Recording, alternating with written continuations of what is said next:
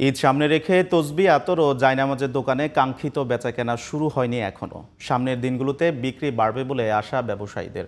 আব্দুল্লাহ খান Munna report. বাংলাদেশের বৃহত্তম তসবিহ আতর ও জায়নামাজের পাইকারি মার্কেট বাইতুল মুকাররম অনেকটাই ক্রেতা শূন্য। দোকানীদের নেই কোনো হাঁকডাক, অলস বসে সময় পার করছেন অধিকাংশ দোকানি। গেছে মাসে ভালো ছিল, ওই হিসাবে এই মাসে কিছু নাই। এখনো আজকে 12:30 বাজে, এখনো বিসমিল্লাহ হয়নি।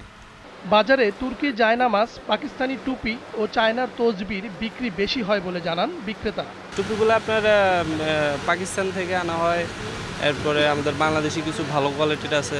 তসবিগুলো আছে আপনার বিভিন্ন বাইরের আছে, আবার আমাদের দেশি প্রোডাক্ট বেশি আছে।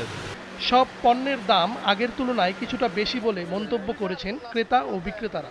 গত বছরের তুলনায় স্বাভাবিক আছে, অত আহামরি বাড়ে নাই, এই আর কি। জানি আমাদের কিছু দাম বাড়ছে, আর কিছুটা আগের দামেই রয়ে গেছে। এই যে টুপি দেখতেছি, টুপি ভালো লাগছে, ভাইয়ের সাথে দামাদামি করতেছি, পছন্দ হলে নিব।